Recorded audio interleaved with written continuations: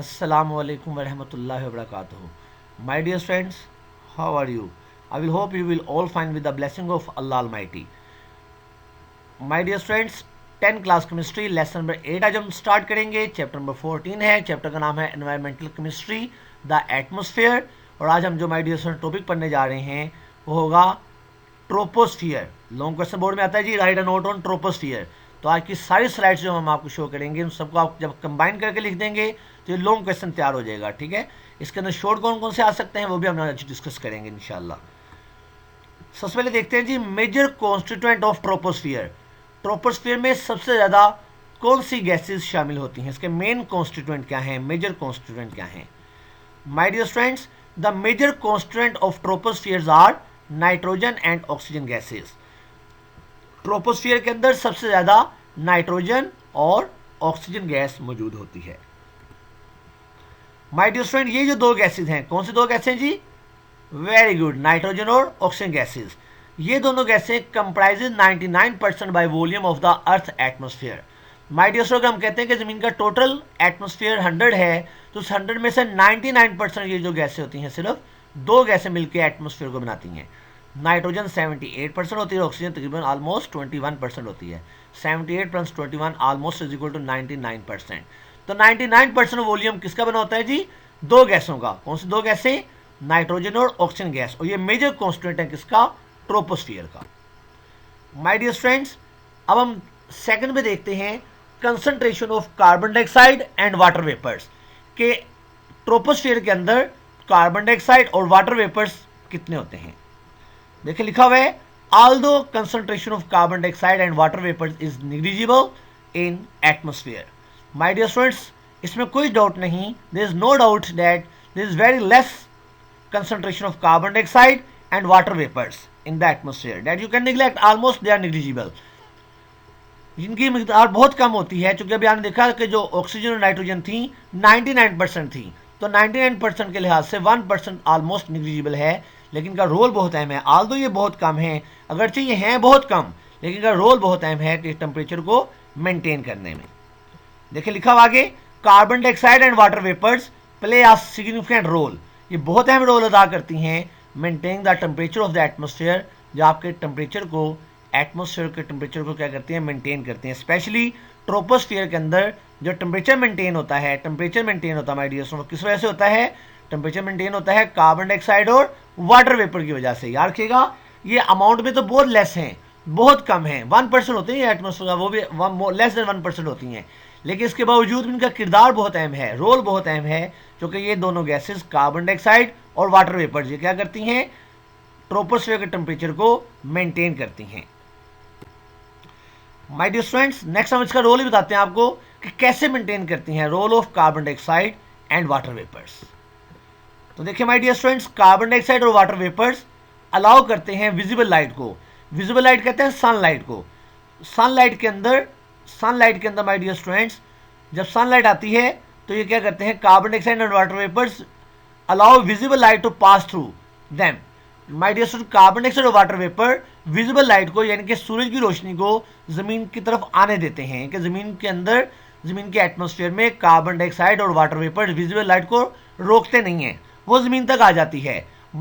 लेकिन जब वो रेडिएशन ज़मीन से आकर टकराती हैं तो माय डियर फ्रेंड, टकराने के बाद वो विजिबल लाइट जो होती है कन्वर्ट हो जाती है इंफ्रारेड रेडिएशन में। Infrared radiation emitted bye the earth surface. लेकिन कार्बन डाइऑक्साइड और वाटर वेपर्स क्या करते हैं? ये इंफ्रारेड रेडिएशन को एब्जॉर्ब कर लेते हैं।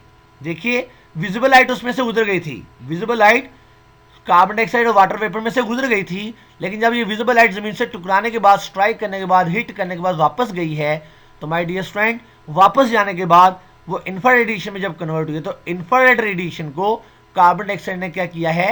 एब्जॉर्ब कर लिया है। जब कार्बन डाइऑक्साइड ने इंफ्रारेड रेडिएशन को एब्जॉर्ब कर लिया तो उसकी वजह से टेम्परेचर क्या हो गया? ज़्यादा हो गया जी। ठीक है, इसलिए ज़मीन की सरफेस के ऊपर टेम्परेचर ज़्यादा होता है, क्योंकि ज़मीन की सरफेस के ऊपर, ज़मीन के पास कार्बन डाइऑक्साइड और वाटर वेपर्स ज़्यादा होते हैं। अब देखिए जी, therefore carbon dioxide and water vapour absorb much of the outgoing radiation and warm the atmosphere. अब होता क्या है, जैसे ही रेडिएशन ज़मीन की तरफ आई, आने के बाद जमीन से टकराई, वो विजिबल लाइट थी जो जमीन की तरफ आई थी। सूरज की रोशनी को विजिबल लाइट कहते हैं, सनलाइट को विजिबल लाइट भी कहते हैं। जैसे विजिबल लाइट जमीन से टकराई है, टकराने के बाद जब वापस जाने लगी है तो कार्बन डाइऑक्साइड और वाटर वेपर्स ने इंफ्रारेड को एब्जॉर्ब कर लिया था।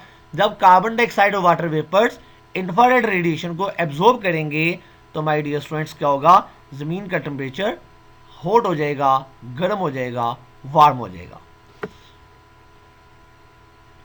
नेक्स्ट माय डियर स्टूडेंट्स, हम देखते हैं decrease of temperature in the troposphere, कि जैसे जैसे ट्रोपोस्फियर में, मैंने कल आपको बताया था लास्ट लेक्चर में कि 0 किलोमीटर से 12 किलोमीटर तक होती है। जैसे जैसे आप 0 किलोमीटर से हाइट पे जाते जाएंगे, माय डियर स्टूडेंट्स, हाइट पे जाते हुए अमाउंट ऑफ कार्बन डाइऑक्साइड और वाटर वेपर कम होते जाएंगे। जैसे जैसे कम होते जाएंगे ये इंफ्रारेड को कम एब्जॉर्ब करेंगे। तो जब आप 0 किलोमीटर से 12 किलोमीटर तक जाते हैं तो टेम्परेचर क्या होता जाता है जी, कम होता जाता है। देखिए लिखा हुआ है जी, as the concentration of carbon dioxide and water vapours decreases, जैसे ही जमीन से आप ऊपर जाते जाते हैं with the increase of altitude, altitude कहते हैं, एल्टीट्यूड कहते हैं हाइट को। जैसे हम जमीन से अपवर्ड जाते हैं, मतलब 0 किलोमीटर के बाद आप 1 किलोमीटर तक हाइट पे गए, फिर आप 2, 3, 4, 5, 6, 7, 8, 9, 10, 11, 12, जैसे जैसे आप जमीन से हाइट पे जाते जा रहे हैं, कोरस्पॉन्डिंग टेम्परेचर डिक्रीजेस, टेम्परेचर कम होता जा रहा है। टेम्परेचर क्यों कम हो रहा है? टेम्परेचर से कम हो रहा है कि वाटर वेपर्स और कार्बन डाइऑक्साइड हाइट पे जाते हुए कम होते जा रहे हैं। जब ये कम होंगे तो माय डियर स्टूडेंट्स उसी तरीके से एब्जॉर्प्शन ऑफ रेडिएशन भी कम होगी। लिहाजा जब आप 1 किलोमीटर पर किलोमीटर, जब आप 1 किलोमीटर जमीन से हाइट पे जाते हैं तो 6 डिग्री सेंटीग्रेड टेम्परेचर कम होता है। जब आप 2 किलोमीटर ऊपर जाएंगे तो 12 डिग्री सेंटीग्रेड टेम्परेचर कम हो चुका होगा, 3 जाएंगे तो 18। तो जब आप 1 किलोमीटर जमीन से हाइट पे जाएंगे, या हम बात करें ट्रोपोस्फियर की, इससे ट्रोपोस्फियर के बारे में बात हो रही है आज। ट्रोपोस्फियर के अंदर जब आप 0 किलोमीटर से 1 किलोमीटर जाते हैं तो temperature of gases 6 degree centigrade कम हो जाता है। इस रेंज से, इस लिहाज से, इस स्केल के मुताबिक माय डियर स्टूडेंट जैसे से आप हाइट पर मूव करते जाएंगे टेम्परेचर उसी रेंज से कम होता जाएगा। तो टेम्परेचर डिक्रीज होता है at the rate of 6 degree Celsius पर किलोमीटर। 1 किलोमीटर मूव करते हैं जमीन से हाइट पे, आल्टीट्यूड पे जमीन से मूव करते जाते हैं आप, तो 6 डिग्री सेल्सियस टेम्परेचर डिक्रीज होता है पर किलोमीटर, 1 किलोमीटर जमीन से हाइट पे मूव करने के बाद। फिर माय डियर स्टूडेंट्स एक इंफॉर्मेशन है, all weathers and aircrafts in troposphere, सारे मौसम और सारे एयरक्राफ्ट्स ट्रोपोस्फियर के अंदर पाए जाते हैं। यानी कि तमाम एयरक्राफ्ट जब फ्लाई करते हैं तो ट्रोपोस्फियर का रीजन होता है, और सारे मौसम जो पाए जाते हैं, all the weathers are occur in troposphere. देखिए इंफॉर्मेशन दी लिखी है मैंने यहाँ पे, troposphere is the region, troposphere वो जगह होती है वेयर ऑल वेदर्स अकर, जहाँ पे तमाम वेदर्स मौजूद होते हैं। वेदर्स कहते हैं जी मौसम को, जहाँ पे तमाम वेदर्स अक्कड़ होते हैं, पाए जाते हैं, जैसे कि विंटर, समर, स्प्रिंग, ऑटम। ये चारों सीजन जो होते हैं माय डियर स्टूडेंट कहाँ पे होते हैं? ट्रोपोस्फियर के अंदर। Troposphere is the region where all weathers occur. फिर सेकंड इंफॉर्मेशन है जी, almost all the aircraft fly in the troposphere region. जितने भी एयरक्राफ्ट हैं माय डियर स्टूडेंट वो कहाँ फ्लाई करते हैं जी? ट्रोपोस्फियर रीजन में। ट्रोपोस्फियर के अंदर ऑल एयरक्राफ्ट फ्लाई और all weathers are occur in troposphere. My dear student ये हमारा आज का लेसन था। आइए अब हम आज होम टास्क देखते हैं।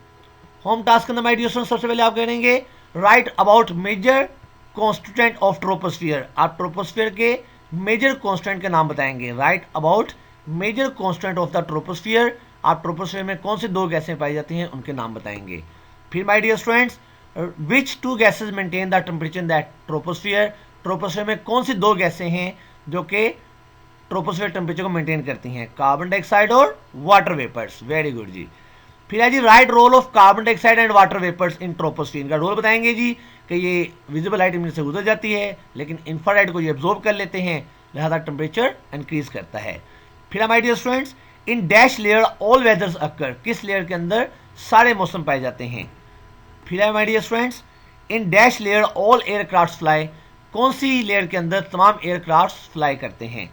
माय डियर स्टूडेंट ये हमारा आज का होमवर्क था।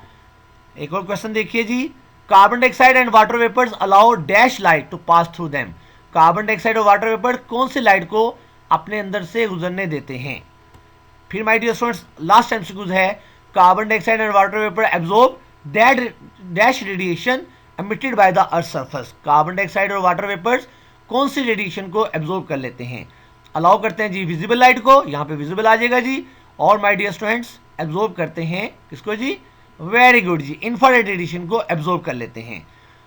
जबकि in troposphere layer all aircraft fly, in troposphere layer all weathers are occurs. My dear student, ये एमसीक्यू मैंने आपको सोल्व कर दिए, सॉरी ये मैंने फिल द ब्लैंक्स आपको सोल्व कर दी, क्वेश्चन के आंसर भी मैंने आपको करवा दिए। अपना ख्याल रखिएगा, कल इंशाल्लाह मुलाकात होगी नई वीडियो के साथ, नए लेसन के साथ आएंगे। तब तक के लिए अपना ख्याल रखिए। अस्सलामु अलैकुम वरहमतुल्लाहि वबरकातुहू।